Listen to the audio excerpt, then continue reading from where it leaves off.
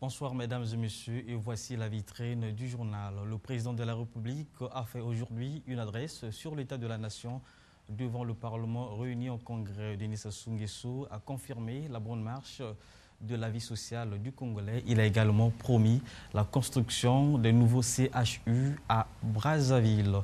Changer notre monde, votre monde, c'est le thème de la conférence débat organisée cet après-midi par le ministère de l'Éducation civique et de la jeunesse, ce en rapport avec la journée mondiale de la jeunesse célébrée le 12 août de chaque année.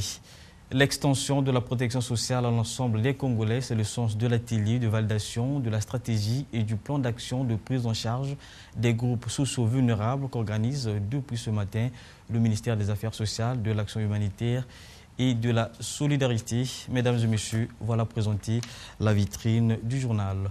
Le chef de l'État s'est adressé ce vendredi devant le Parlement réuni en congrès. En effet, Denis Sassou Nguesso a loué l'effort national qu'il a jugé fructueux et encourageant. Estelle Bikoumou pour le reportage.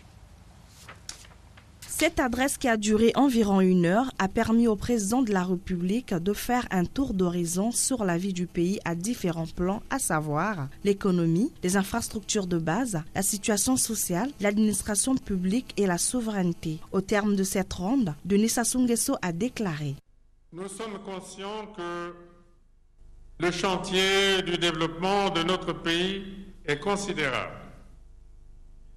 Bien que le chemin déjà parcouru soit appréciable, il reste encore et toujours tant de choses à faire, tant de difficultés à vaincre,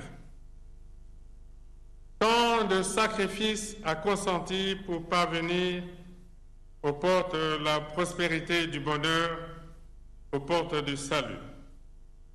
Le chef de l'État a aussi souligné quelques valeurs qui peuvent permettre au Congo d'atteindre les objectifs du bien-être collectif. L'effort soutenu au travail. Chacun, où qu'il se trouve, dans la fonction publique, dans l'entreprise privée, doit être en permanence pénétré de son devoir afin de l'assumer avec responsabilité et abnégation. La lutte acharnée contre les antivaleurs, toute dérive morale, toute atteinte à l'éthique doit être considérée par tous comme une déchéance, une perte d'honneur et la dignité.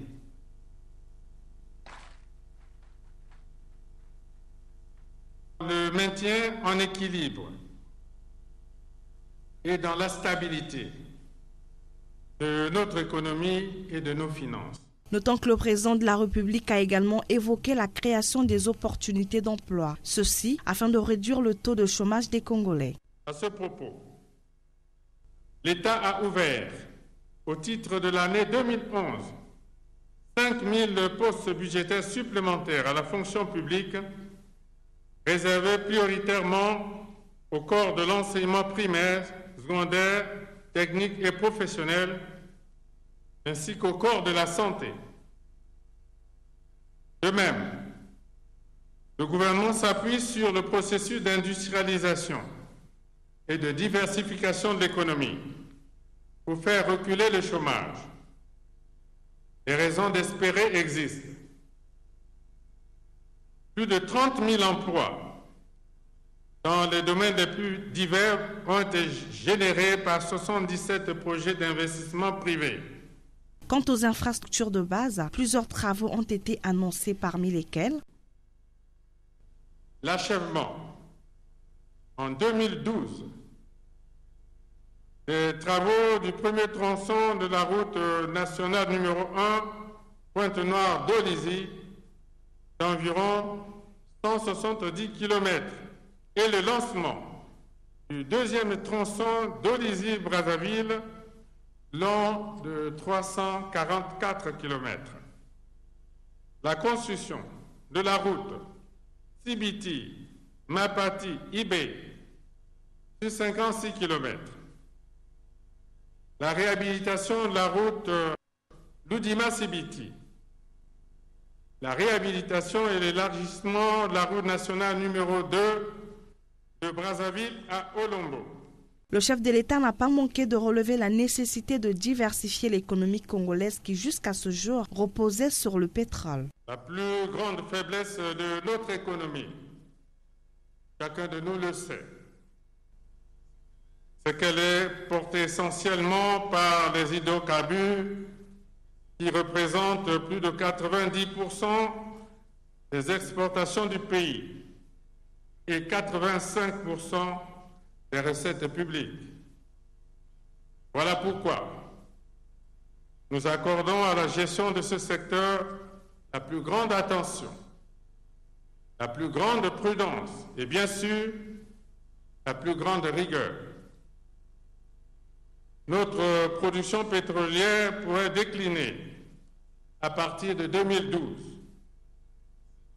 C'est dans ce contexte que le gouvernement a entrepris d'engager une série d'actions structurantes dans ce secteur vital du pays.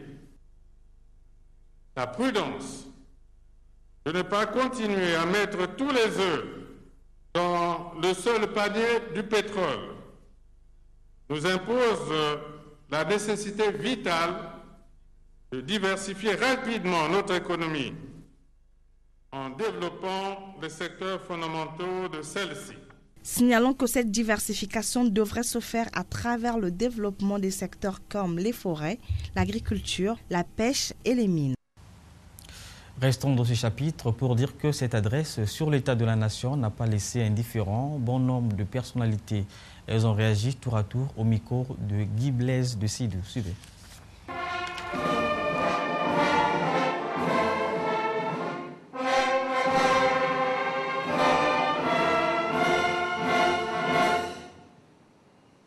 Comme à l'accoutumée, le discours sur l'état de la nation du président de la République devant le Parlement réuni en congrès a suscité plusieurs réactions de la classe politique congolaise, tant de la majorité que de l'opposition. De l'action du chef de l'État et du gouvernement sur le plan économique.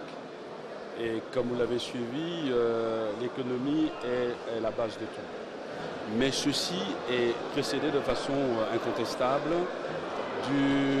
d'une constance. C'est la stabilité politique et la stabilité institutionnelle dont jouit notre pays aujourd'hui et qui est reconnue au niveau international.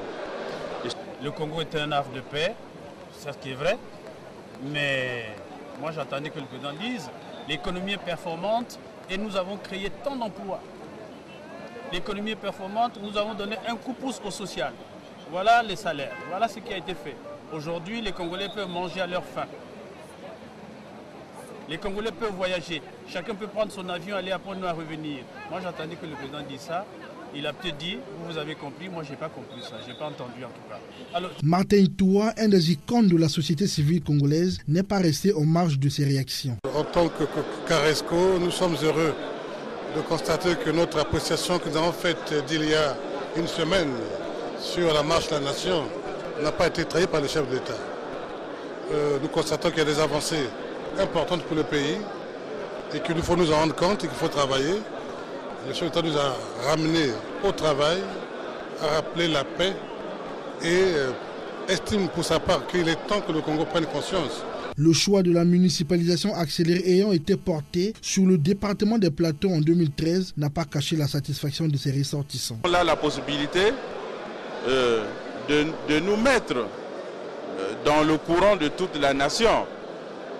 Voyez-vous, pratiquement la partie nord du pays a été délaissée par le fait colonial en ce qui concerne l'urbanisation. Et ce n'est que maintenant que nous nous y employons. Les autres départements sont passés. Cette fois-ci, c'est le département des Plateaux. De ce point de vue, c'est déjà un avantage, une gloire. Il y a ceux qui se disaient, j'attends de mourir pour voir ça. Mais au-delà de cela, il faut retenir que les Plateaux, c'est une zone agricole économique très forte. Le plateau est symbolisé pratiquement par la pomme de terre, par la production agricole. D'un processus d'industrialisation de notre pays, eh bien, nous arrivons à sortir de cette économie passive, à passer une économie active qui, elle, se connecte, si vous voulez, aux différents mouvements, aux différents flux de l'économie mondiale. Et donc, dans ce que le président dit, en réalité, c'est comment construire le Congo des 20, 30, 40, 50 prochaines années et comment léguer aux générations actuelles à venir un pays avec une économie structurée, une économie dynamique, une économie connectée à l'économie mondiale. Donc voilà ce que je peux retenir justement de ce message et bien entendu le fait que les plateaux vont bénéficier de la municipalisation accélérée. Autre chose à présent, le Congo vient de signer un accord aérien et un mémorandum d'entente avec le Singapour. Les deux documents ont été paraphés ce vendredi par le directeur général de l'Agence nationale d'aviation civile pour la partie congolaise et la responsable du transit aérien de Singapour. Les détails dans nos prochaines éditions. L'atelier de validation de stratégie et du plan d'action de prise en charge des groupes sociaux vulnérables s'est tenu cet après-midi dans la capitale. Cet atelier qui vise l'extension de la protection sociale à l'ensemble des Congolais a été placé sous l'autorité d'Emilienne Raoul, ministre des Affaires sociales, de l'Action humanitaire et de la solidarité. Miguel Angola. C'est pour donner une réponse juste à la lutte contre la pauvreté, faire passer le taux de vulnérabilité qui est de 50,7% à 35%, mettre fin aux inégalités sociales dont sont victimes les Congolais, que cette stratégie, condensée dans plusieurs documents, a été élaborée. Dans la même perspective, la stratégie nationale de prise en charge des groupes sociaux vulnérables coordonnée des personnes en situation de précarité et victimes d'exclusion sociale. Enfin, ce document sera pour le ministère en charge des affaires sociales un cadre stratégique d'orientation cohérent et global pour guider ses actions. Ces documents qui font suite à la première phase de travail qui avait abouti à l'élaboration du premier rapport du diagnostic validé en juillet dernier sont le fruit d'un travail mûrement réfléchi. Poursuivant son allocution, Madame la ministre a signifié que les documents en débat ce jour sont la stratégie et le plan d'action pour la prise en charge des groupes sociaux vulnérables. Ils traduisent d'une part les données du profil de la vulnérabilité et des systèmes de prise en charge des groupes sociaux vulnérables en termes de perspective et d'orientation, et d'autre part, les solutions identifiées en termes d'actions prioritaires.